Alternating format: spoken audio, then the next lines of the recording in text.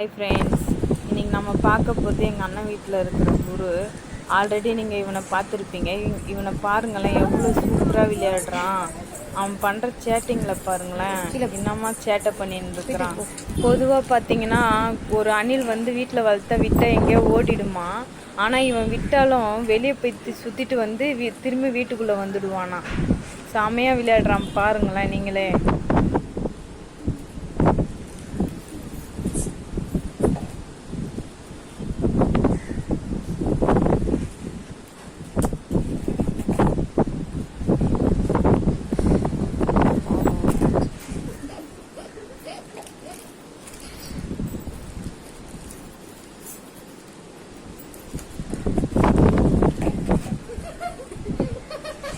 சத்தம் போடாதீங்க, விளையாட மாட்டான்.